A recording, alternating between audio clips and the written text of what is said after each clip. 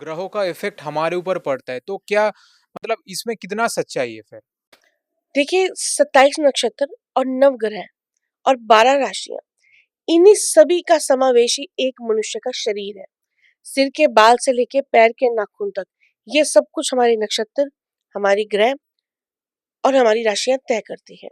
तो फिर जैसे हमारा आपने पहले एक चीज़ बोले थे कि पंचतत्व से हमारा शरीर बना होता है, तो मुझे एक इधर ये चीज़ समझ में नहीं आ रहा कि पंचतत्व जैसे आप बोल रहे हो शरीर बना होता है और इधर आप ये बोल रहे हो कि ग्रह से वो चीज़ें मतलब हमारा बॉडी कंट्रोल होता है, तो इसमें थोड़ा क्या लिंक होता है मुझे बता सकते हैं आप? देखिए पंच तत्व क्या होता है? आकाश, जल, वायु, थल और अम, अग्नि, ये 5 तत्व हैं। अब आप एक चीज देखिए, अब अग्नि है। अग्नि है क्या? एक ग्रह है, ठीक है, उसे हम सूर्य से भी रिलेट करेंगे। अब जल क्या है? इसका भी एक ग्रह है, यानी कि वरुण देव है, ठीक है। थल हो गया, भूमि होगी, आकाश हो गया। इस तरह से ये सारी चीजें एक ग्रह है। आप इन्हें देखिए, ये ग्रह है, ठीक है। वायु है, वायु वरुण देव है। उसी तरह से वरुण देव का अधिपत्य आ जाता है शनि देव के अंडर में, समझ गए? तो उसी तरह से ये सब कुछ ग्रहों के साथ, कोई भी चीज ब्रह्मांड में बिना ग्रहों के, बिना नक्षत्रों के चयनित नहीं है। एक चीज़ इसमें और एक सवाल मेरा आता है ये कि जैसे हम लोग ये चीज़ सुनते हैं बहुत सारे कि साधना में सिद्धि, सिद्धि प्राप्ति। क्या साधना में सिद्धि प्राप्ति जो होता है, ये किसी भी तरीके से किसी का कुंडली या ग्रहों से रिलेट करता है या ग्रहों के थ्रू मतलब ऐसा हो सकता है क्या किसी का ग्रह अगर खराब है, तो सिद्धि नहीं मिलेगा? ऐसा इसमें कितना सच्चाई है? देखिए इसमें बहुत ज्यादा सच्चाई है।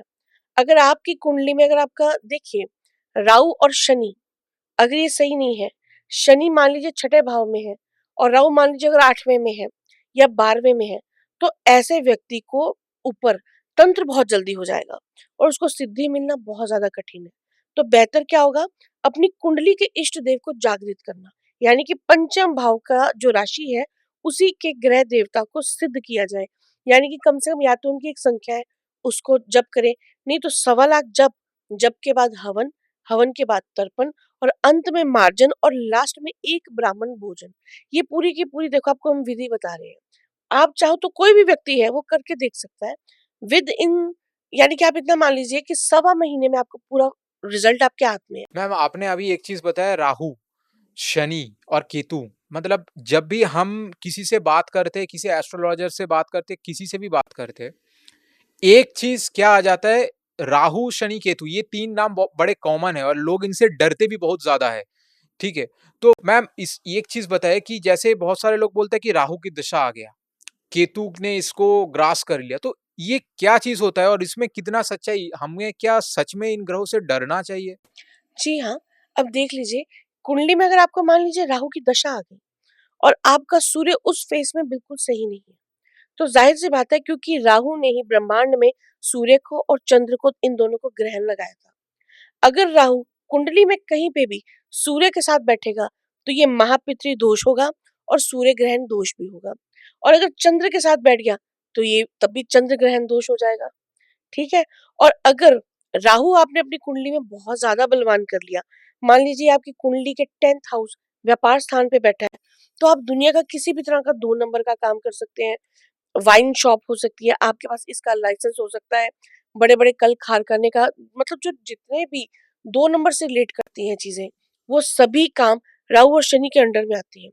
अगर ये कुंडली में बहुत ज़्यादा मजबूत है और आपके व्यापार स्थान 10th हाउस में बैठे हैं, तो दुनिया में आपको राजा बनने से कोई नहीं रोक सकता। और अगर जैसे कि आपने बोला 10th हाउस पे बैठा है, तो सबका तो ये नहीं हो सकता। जैसे कि कोई व्यक्ति अगर ऐसे टाइप का काम करना चाहे, लेकिन उसका 10th हाउस में ऐसा बैठा नहीं है, तो फिर क्या इसका कुछ रेमेडीज़ हो सकता है? हाँ जी, तो उसमें क्या है, आपको राहु को एक्टिव करना पड़ेगा। मान लीजिए आप किसी भी तरह का कोई बड़ा रिस्क वाला काम करना चाह रहे हैं और उस दौरान आपकी शनि की दशा चल रही है, तो सबसे पहले शनि को शांत किया जाएगा मंत्रों से, रेमेडीज से। फिर उसके बाद आप राहु देव को पकड़ सकते हैं, उनके मंत्रों का जाप कीजिए, हवन कीजिए। 1 महीने में पूरा जाप करने के बाद सारी गेम आपके हाथ में हो जाती है। तो मैम अभी जैसे आपने बताया शनि का दशा, तो इससे एक बहुत बड़ा चीज़ जो कि मान लो मैंने तो बहुत जनों से बात किया है, सारे लोगों का एक प्रॉब्लम होता है ये कि शनि का साढ़े साथ ही चल रहा है और इनसे लोग बहुत ज़्यादा डरते हैं मतलब एक खौफ टाइप का है। डार्क साइड है शनि का। तो मतलब क्या मैम आप हमें थोड़ा एक्सप्लेन कर सकते हैं कि शनि का जो साढ़े साती हम लोग बोलते हैं वो एक्चुअल में क्या होता है और ये एक जो मनुष्य होता है उसके जीवन में कैसे प्रभाव डालता है? देखिए शनि का मान लीजिए साढ़े सती होती है, ढैया होती है, ठीक है? और इसकी एक बड़ी जो आती है पनौती जिसको बोल देते हैं। क्या है कि शनि देव की जिस वक़्त दशा इंसान पे आती है, तो वो एक चीज़ महसूस करेगा कि उसके जीवन की सारी कठिनाइयाँ उसी टाइम पीरियड में आ गई। शनि की साढ़े सती का मतलब होता है कि अब शनि देव आपको पिछले जन्मों का कर्म और सज़ा देने के लिए आ गए हैं। तो आप देखेंगे कि ज़िंदगी बड़ी स्मूथ चल रही है, बड़ा पैसा है, बड़ी अच्छी गाड़ियाँ हैं, सब कुछ है। लेकिन जैसे ही साढ़े सती लगेगी, उसके पहले 3 महीनों के बाद आप देखोगे गाड़ी बिक गई, बंगला बिक गया, अचानक से पति-पत्नी में डाइवोर्स की बात होने लगी, घर बिखर गया, काम चल रहा है तो वो ठप हो गया। तो इसको कैसे ठीक कैसे करें? हाँ जी, उस दौरान क्या होता है, शनि की साढ़े सती में हम शनि जी का एक आता है कि तोल, वैसे तो ये गुप्त हम किसी को नहीं बताते, हम सिर्फ़ अपने क्लाइंट्स को देते हैं, लेकिन फिर भी मैं आपको बताऊँगी उसमें एक होता है शनि का तुलादान, जिसमें तिल, कोयला और लोहा बराबर मात्रा में, अगर मान लीजिए किसी का वज़न 70 किलो है, तो ये सारी चीज़ें हमें बराबर मात्रा में उनको देके शनिवार के शनिवार, यानी कि हमने ये क्रिया 7 बार करनी है, साढ़े सती उतारने के लिए। अच्छा फिर साढ़े साती क्या पूरी तरीके से उतर जाता है? बिल्कुल, बिल्कुल। तो ये क्या पूरे ज़िंदगी के लिए उतर जाता है या क्या? हाँ जी, जिस तरह से मान लीजिए कि हमने शनि का तुलादान दिया और तुलादान करने के बाद हमने ये पूरा 7 बार क्रिया करनी है। लगातार हो तो बहुत अच्छा है, नहीं तो अगर कोई समस्या आ जाए तो कोई बात नहीं, एक एक शनिवार छोड़ के आप लगातार कर सकते हैं। उसके बाद जब तुलादान हो गया, तो ब्राह्मण को या पंडित को या यजमान को जिनसे आप ये अनुष्ठान करवा रहे हैं, तो शनि जी का हवन बहुत ज़रूरी है। जिससे शनि जी की जितनी भी सामग्री है जैसे तिल, गुड़ और भी जड़ी-बूटियाँ जो शनि जी से रिलेटेड हैं, उन सब के लड्डू बनते हैं। 1008 मंत्रों से शनि जी का जो एक बड़ा मंत्र है, नीलाम जन्म समाभासम ये वाला, ये स्तोत्र है, इससे हम उनके हवन करवाते हैं और हवन से ही ये सारी क्रिया संपूर्ण हो जाती है। जो आपने उपाय किया, उपाय का पूरा फल और इस हवन का पूरा फल आपको पूरे साल तक इतनी सी भी तकलीफ नहीं आने देगा। तो मैम इधर और एक क्वेश्चन आता है जैसे हम हवन का बात करते हैं तो उस टाइम पे इंसान के दिमाग में एक चीज आ जाता है कि उसको खुद को हवन करना पड़ता है तो ये जो हवन के बारे में आपने बताई ये क्या जिसके ऊपर साढ़े सात ये वो कर सकता है या फिर क्या है इसमें? नहीं, नहीं। देखिए जिसके ऊपर साढ़े सती है, वो इस अनुष्ठान का हिस्सा हो सकता है। वो करता तो हो सकता है, लेकिन वो पुरोहित नहीं हो सकता। यानी कि उसको ये अनुष्ठान उसी ब्राह्मण से या उसी अनुष्ठानकर्ता से करवाना चाहिए, जिसने नवग्रह सिद्ध कर रखे हैं या जिसको कुंडलियों का पूर्ण ज्ञान है, जिस व्यक्ति ने उसको कुंडली के अंदर ये चीज़ और उसकी समस्या सारी बता दी है। ये हवन केवल वही ही करेगा, कोई और नहीं कर सकता। मैम इधर और एक क्वेश्चन मेरा दिमाग में बहुत टाइम से आ रहा है। एक चीज़ हम लोग सुनते हैं जैसे शनि का साढ़े साती हो गया, तो दूसरा चीज़ इधर एक चीज़ आ जाता है काल सर्प दोष, जो चीज़ आता है। इंसान के ज़िंदगी में ऐसे ही बोला जाता है कि काल सर्प दोष आ गया तो तुम्हारा ज़िंदगी खत्म है, ऐसे बोला जाता है जनरली। तो क्या ये सच है और अगर कल सर्प दोष होता है किसी की ज़िंदगी में, तो उससे क्या प्रभाव पड़ता है उसकी ज़िंदगी में? देखिए काल सर्प दोष क्या है पहले हम इसको समझते हैं। ये एक सांप का मुख होता है, काल सर्प दोष में सांप का मुख और पूंछ, यानी कि जब कुंडलियों में सारे ग्रह राहु और केतु के बीच में जब आ जाते हैं, तो उसको हम बोलते हैं काल सर्प दोष। ठीक है? काल सर्प दोष में रुद्राभिषेक होते हैं 3 तरह के और काल सर्प दोष में राहु से जनित व्यक्ति को जो-जो पीड़ाएँ आती हैं, मेन आप देखना काल सर्प दोष जनित जो व्यक्ति हैं मोस्ट ऑफ द टाइम उनको कैंसर से रिलेटेड दिक्कत होती है, ठीक है? उन्हें प्राइवेट पार्ट्स में जैसे पाइल्स की प्रॉब्लम होती है क्योंकि यहाँ पे राहु अष्टम और छठे घर का मालिक बन के बैठता है और वो व्यक्ति को बार-बार डसता है। वहीं से शुरू होके वो लगन कुंडली तक जाता है, यानी कि उसके मुख से लेके पूँछ तक सारे ग्रहों का आ जाना, इसी को ही हम बोलते हैं काल सर्प दोष। जैसे किसी व्यक्ति का अगर काल सर्प दोष हुआ, तो क्या इसके कोई रेमेडीज़ हो सकता है ताकि वो इससे छुटकारा पा सके? हाँ जी, हाँ जी। इसमें क्या होता है, इसमें हम उन्हें नाग देवता की एक साधना बताते हैं। आपने उन नाग देवता की प्रतिमा अपने हाथों से जैसे मिट्टी के 2 साँप बनाने हैं। चाहे तो आप चांदी के बनवा लीजिए, अगर खर्चा बंदा कर सकता है, नहीं तो मिट्टी के तो सांप बनाने हैं आपने, ठीक है? उसके बाद उनकी पूजा यानी कि नाग देवता की पूजा की जाती है और साथ में राहु देव के मंत्रों का जाप किया जाता है। ये क्रिया अनावर्त 41 दिन तक चलती है। अगर पुरुष है तो 41 दिन तक रखे और अगर महिला है तो वो 21-21 दिन करके इसको कंप्लीट कर सकते हैं, जिससे जीवन में काल सर्प दोष का सारा प्रभाव चला जाता है। और उसमें आपने नागों के देव जो उन्हें कंट्रोल करते हैं यानी कि देवों के देव महादेव, शिव जी का रुद्र अभिषेक और साथ में राहु जी का जाप और साथ में नाग देवता का जाप जरूर करना है। उससे ये पूरी 41 दिन में सारी समस्या जड़ से खत्म हो जाती है। मैम एक क्वेश्चन इधर ये भी आता है कि इंसान के ज़िंदगी में सबसे जो अहम चीज़ होता है, एक उसमें से एक हो गया लव लाइफ़ या मैरिड लाइफ़। ये चीज़ों में मतलब आजकल के ज़माने में तो ये बहुत बड़ा एक इश्यू हो चुका है। तो इसके पीछे का क्या रीज़न है कि इतना इश्यू क्यों होता है? और वो कुंडली से क्या पता चल सकता है? कैसे क्या होता है इसमें? हाँ जी, अब हम लोगों के विवाह की समस्याओं पे या प्रेम विवाह की समस्या पे जब हम किसी कुंडली देखते हैं, अगर कुंडली का 7th हाउस जो कि स्पाउस का हाउस है, पति पत्नी के प्रेम का घर है, अगर वहां पे राहु बैठा है तो समझ लेना उसकी व्यक्ति की शादी जीवन में कम से कम 3 बार तो होगी। और अगर वहीं सप्तम भाव में शनि बैठा है तो याद रखना कि 40 से पहले उसकी शादी होगी नहीं। अगर होगी तो या तो वो आपकी जात से बाहर है, या तो वो आपकी उम्र से बहुत बड़ा है, और या आपका तलाक होकर दोबारा किसी ऐसे व्यक्ति से संबंध जुड़ेंगे। ठीक है? और अगर शनि और राहु सप्तम भाव में दोनों ही बैठे हैं तो ऐसे व्यक्ति का जो चरित्र है वो चरित्रहीन ही होगा, चाहे वो महिला है चाहे वो पुरुष है। तो इसका कुछ रेमेडीज़ हो सकता है ये सब चीज़ें ठीक करने के लिए? हाँ जी, देखिए सप्तम भाव का जो मालिक है ग्रहों के अनुसार शुक्र देव है, जो कि दैत्य गुरु शुक्राचार्य भी हैं, और शादी प्रेम विवाह हर प्रकार के संबंध उनके मालिक है शुक्र देव। अब सप्तम भाव में अगर हमने शुक्र देव को जागृत करना है, सबसे पहले कुंडली में हमें शुक्र को देखना पड़ेगा कि है कहाँ, उसकी स्थिति क्या है, कंडीशन क्या है। अगर वो उनकी कंडीशन अच्छी है और वो 7th हाउस में नहीं है, तो ऐसी स्थिति में आपको डायमंड हीरा जरूर पहनना है। ठीक है? तो मैम जैसे आप अभी आपने एक चीज़ बताया कि इसका भी इलाज हो सकता है, हाँ, जो लव हाँ। लाइफ़ या मैरिड लाइफ़ का जो भी परेशानी है। इसमें एक चीज़ पूछना चाहता हूँ कि इसमें क्या हवन ज़रूरी है?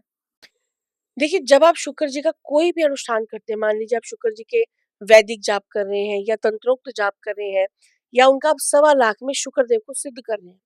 सिद्धि तभी मिलती है जब देवताओं का उस मंत्र के बाद, अनुष्ठान के बाद हवन हो जाए। अब हवन क्यों ज़रूरी है मैं आपको ये भी बता दूँ। जो अग्नि है, वो देवताओं का मुख है और अग्नि के अंदर जब आप कोई भी ग्रास या कोई भी आहुति जब आप डालते हैं, तो वो अग्नि लेकर जाती है देवताओं के मुख तक उस भोग को। जब देवता संतुष्ट हो जाएंगे तो उसके बाद हम क्या करते हैं, तर्पण। देवताओं को हमने भोजन दे दिया, अब हमने उनको जल अर्पण करना है, जो कि तर्पण की विधि है।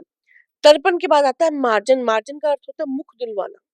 तो लास्ट में जब ये सारी क्रियाएं हो जाती हैं, देवताओं की क्रियाओं के बाद उसके बाद आता है एक ब्राह्मण भोजन को भोजन जरूर करवाएं, जिससे आपकी पूरी साधना विधि कंप्लीट मानी जाती है। मैम अभी एक चीज़ आपने जो इतने अच्छे से हमको बताए कि ये कैसे होता है पूरा, तो ये क्या कोई भी नॉर्मल इंसान या ब्राह्मण कर सकता है या इसके लिए कोई स्पेशल कुछ मतलब व्यक्ति का ज़रूरत होता है?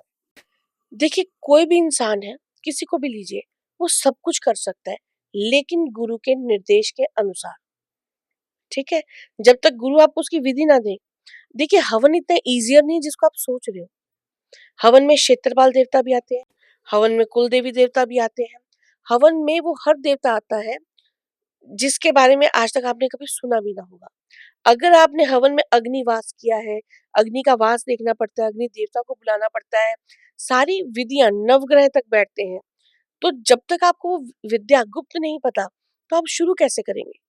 पहले से इन देवताओं को संतुष्ट करना पड़ता है। ब्रह्मा, विष्णु, महेश को मेन उपाधि देनी पड़ती है।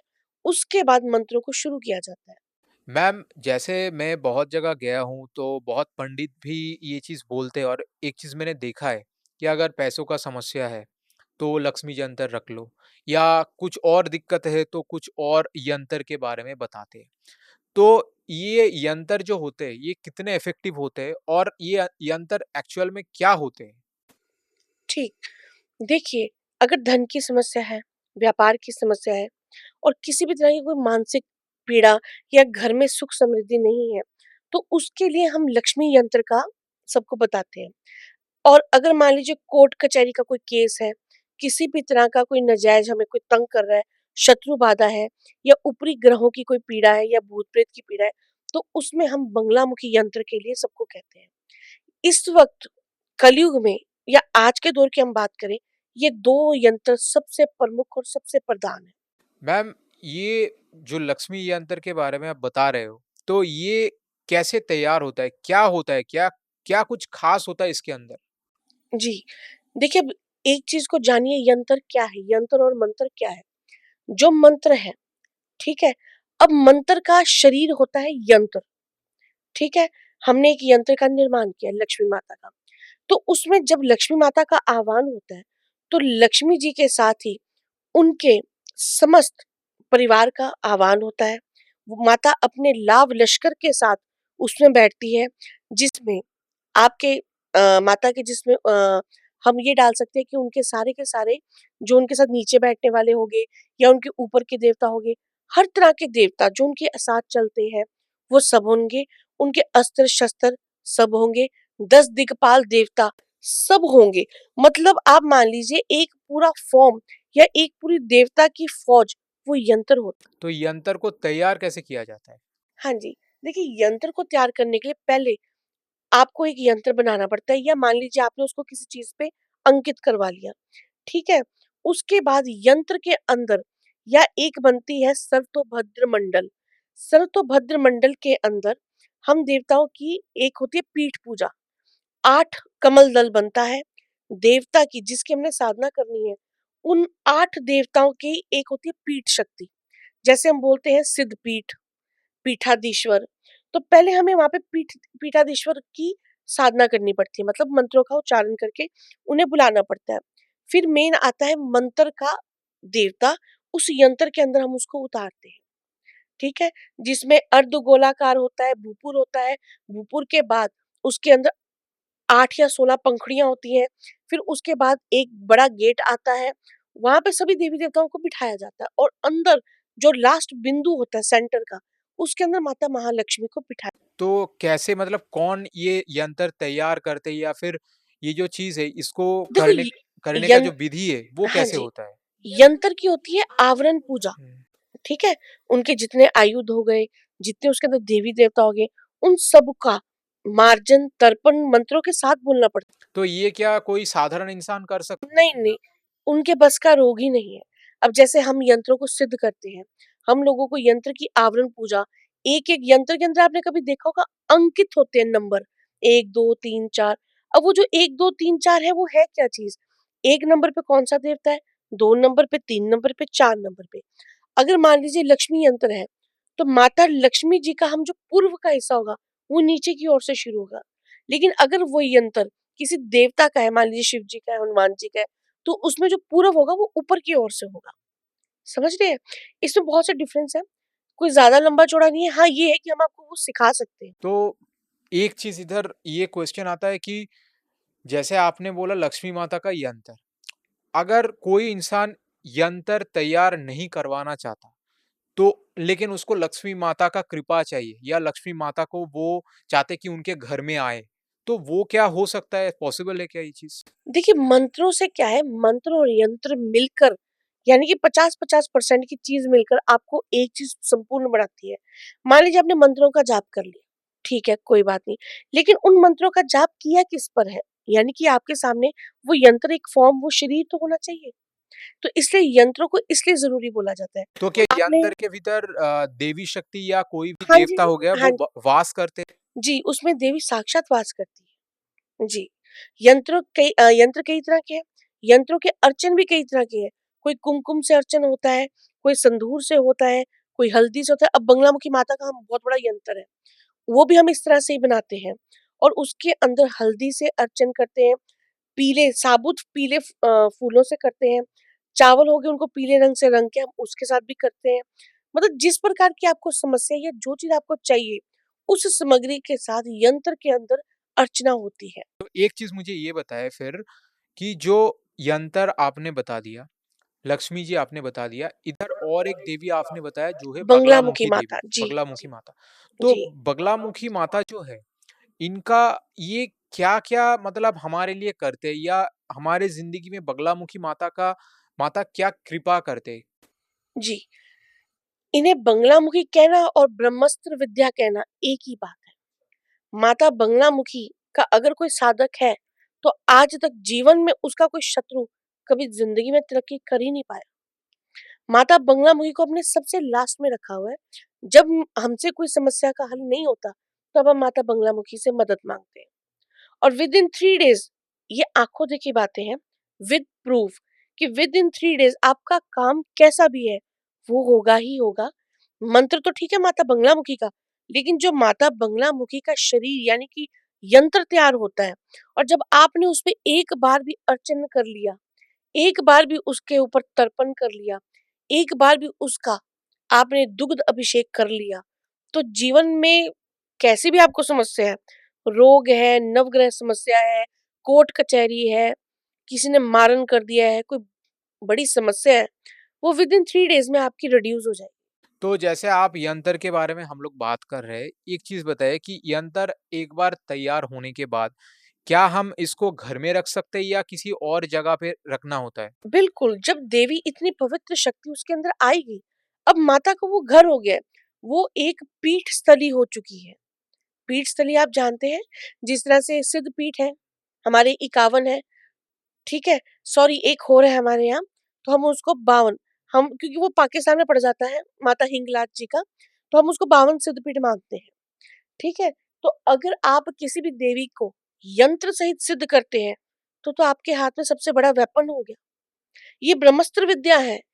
तो ये जो माता का यंत्र के बारे में आप बता रहे हो, ये एक बार सिद्ध हो जाने के बाद या तैयार हो जाने के बाद, क्या इसको रेगुलर जो हम पूजा-पाठ करते हैं, वैसे इसको पूजा-पाठ करना पड़ता है? जी, आप सामान्य पाठ पूजा कीजिए।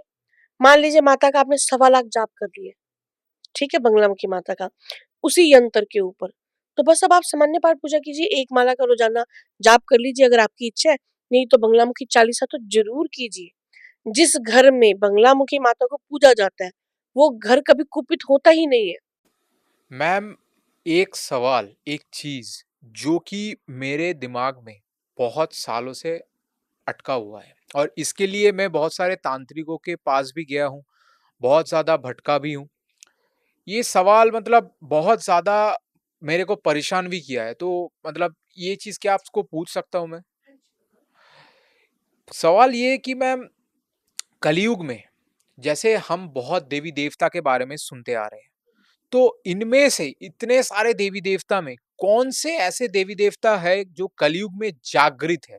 देखिए कलयुग में वैसे सब लोग बात करते हैं 10 महाविद्या की, ठीक है? 10 महाविद्याओं में अगर हम जो सबसे जल्दी आपने पूछा है कि जागृत, और जागृत का अगर किसी का कॉन्सेप्ट होता है किसी भी इंसान के मन में, आज हम साधना बैठे तो वो चाहता है कि 1 महीने में पूरी हो जाए, 1 महीने में सिद्धि हो जाए। तो जागृत अगर आप जानना चाहते हो तो वो है माता बगलामुखी, माता धूमावती और माता कमला। ये 3 तो है जागृत, ठीक है? लेकिन आप माता तारा की भी साधना की तरफ जा सकते हैं। वो कामाख्या पीठ में आपको जाना पड़ेगा। उसके लिए आपका गुरु बहुत अच्छा होना चाहिए। क्योंकि तारा माता की साधना में 1 साल से लेके 5 साल तक लगना आम बात है। तो जैसे आपने माता धूमावती के बारे में बताए, तो क्या आप इन थोड़ा इलैबोरेट कर सकते हैं माता धूमावती के बारे में कि कौन है माता धूमावती और कैसे इनका मतलब पूजा वगैरह होता है? देखिए माता जो धूमावती है, वो माता पार्वती जी का ही एक विध्वंसक या आप कह सकते हैं विधवा रूप है। वैसे इन्हें बहुत कम लोग पूजते हैं, कोई इक्का या दुक्का। तो अगर जीवन में कोई बड़ी परिस्थितियाँ फँसती हैं, तो इनकी भी साधना की जाती है। ये भी शत्रु नाश में और ग्रह दोष बाधा में इनका सबसे बड़ा हाथ होता है। अगर इंसान इनकी साधना को सही निर्देश और सही गुरु के निर्देश में कर ले, तो व्यक्ति सब कुछ कर सकता है। तो माता जैसे आपने बोला कि माता पार्वती का ही एक रूप है, माता धूमावती, तो माता पार्वती ने माता धूमावती का रूप क्यों लिया था? ऐसा था, माता पार्वती जी एक बार साधना करने गई और जब उन्होंने साधना इतनी उग्र कर ली, तो उन्हें एकदम से बहुत ज़्यादा भूख लगी। तो वो खाना माँग रही थी और इतने में वो कैलाश पर्वत पहुँची, जहाँ शिव जी आराम से बैठे थे अपने गणों के साथ। उन्होंने शिव जी से भी कहा मुझे बहुत भूख लगी है, क्योंकि माता ने इतनी ज़्यादा साधना कर ली थी कि माता के रोम-रोम से अग्नि और धुआँ उठ रहा था। तो उन्हें कुछ समझ ना आया, शिव जी के साथ उनकी कुछ अट्टहास भी हुई, तो उन्होंने क्या किया, उग्रता के कारण शिव जी को उठा के निगल लिया। जब निकला तो उनके शरीर से अचानक से काला धुआं निकल पड़ा। उनका जो रूप था वो करूप हो गया। वो अचानक से, क्योंकि उन्होंने अपने पति का ही ग्रास करके खा लिया, यानी कि अपने पति को ही खा गई। तो कुछ देर के लिए वो एकदम अचानक से विधवा रूप में आ गई और वो विलाप करने लगी। पूरे कैलाश पे बुरी तरह से विलाप करने लगी माता जगह-जगह। तो इतने में उन्हें नारद जी, या कहानियों में तो ये भी आता है कि उन्हें अंदर से ज्ञान आया कि मैं स्वयं दुर्गा हूँ, मैं स्वयं काली हूँ, मैं जगत जननी हूँ। अगर मैंने शिव को खाया है, निगला है, तो मैं उन्हें उसी स्वरूप में बाहर भी निकाल सकती हूँ। मैम आप जो ये बता रहे हो माता धूमावती के बारे में, ये जो कहानी आपने बताए हमें, तो ये कहाँ लिखा है? मतलब कौन से ग्रंथ में ये चीज़ लिखा है? देखिए, दुर्गा ग्रंथ भी है, ठीक है, कालिका पुराण में भी है, ये आपको सभी में मिल जाएँगी। आम तौर पे जो माताओं से रिलेटेड पुराण है, जहाँ पे 10 महाविद्या का बनने का विधान है, उसके अंदर आपको ये ज़रूर मिलेगी। मैम आप ये बताएँ कि आपने जैसे ये बताया माता धूमावती के बारे में, तो माता धूमावती के अलावा और कौन से देवी-देवता है जो कि कलयुग में जागृत है? हाँ जी, तो ये कलयुग में जागृत देवी-देवताओं में से 10 महाविद्याओं में से मैंने आपको बताया। उसके बाद आते हैं हनुमान जी, भैरव जी और नरसिंह देव जी।